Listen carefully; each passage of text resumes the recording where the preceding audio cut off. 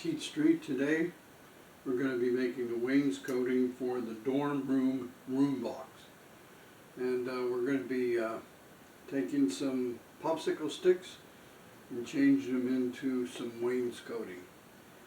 I want to remind you that we kind of have asking you to vote on which setup for the room. Some say all the furniture, and others say not to include the dresser with the drawers. Others say don't include the large bookshelf. So we're kind of asking you to give your opinion. Comment down below and just kind of chime in to help us decide which things shall go into the dorm room box.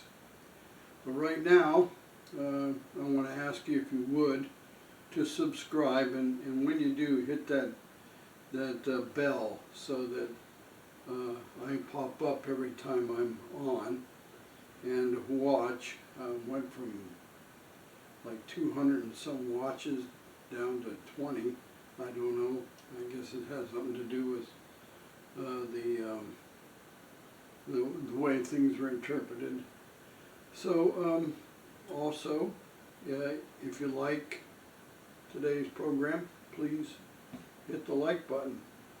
And if you want to contact me, especially commenting on which furniture to use, then you can do so by either down below making a comment, or you can email me at onepetitestreet@gmail.com. And so let's get on with this project. So the next step that we're going to be doing is putting on the wainscoting. We're going to be using popsicle sticks to cut the wainscoting, and we need to cut 78 pieces that are 1 7/8 tall, and of course as wide as the popsicle sticks. And then we're going to, as you can see, I have 6 of them done here. We'll go all the way across with those. And I'm hoping then to put a board across the top of them so we have some wainscoting. And we're doing that to the back wall and also both side walls. So now we have the back wall with all of the uprights of the wainscoting cut.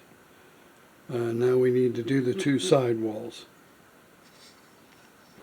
So now we've decided that maybe by putting this cardboard backing behind these, we'll be able to more easily glue them together. And so we're going to be having them have a back, and we'll be able to paint them more easily. And so we won't be gluing them on individually, but as a unit.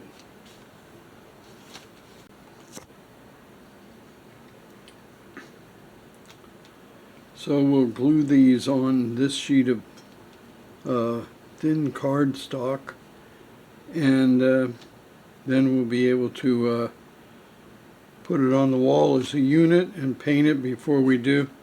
I think that will help us to do a good job on that, on our wainscoting.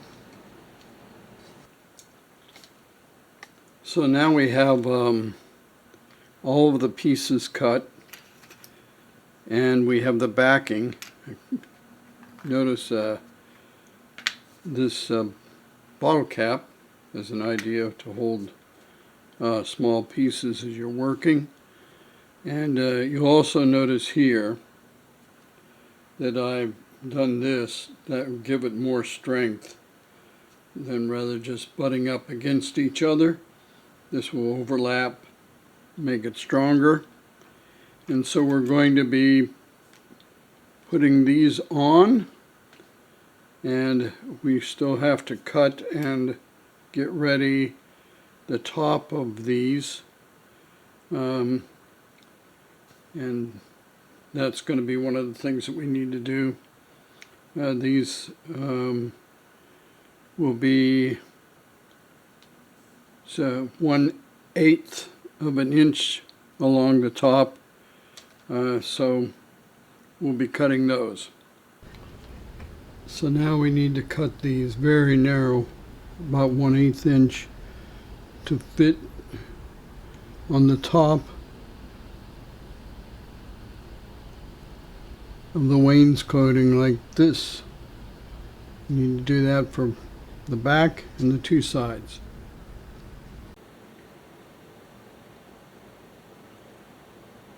So this is how the wainscoting looks before I have it painted. And before I paint it, I want to figure out how to make sure that the individual boards continue to show up, because I think if you paint it, they might just fill in there and might look, for the most part, like a solid piece. And of course, that's not what we want. So we're going to experiment with that. But that's really the project as far as we can get it today.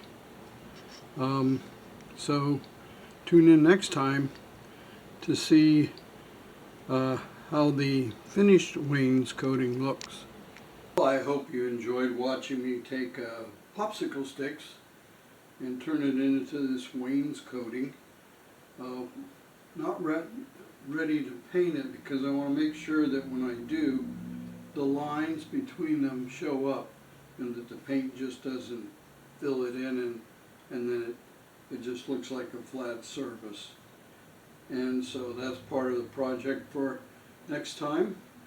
And I do want to thank you for tuning in and watching, and I hope it was helpful.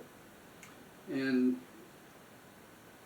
one of the things that I want to comment on is my grandson was in a car accident, totaled his car.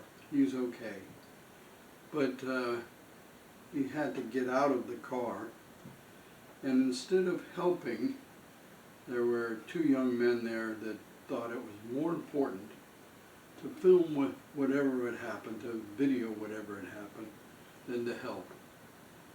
And I think we need to live in the real world and help out others. Help one another, be good to one another. You see someone in distress, don't videotape it, help. That's what humans do. Just a little insight, and I do want to close with saying take care of yourself and definitely look after those around you. We're all part of God's family.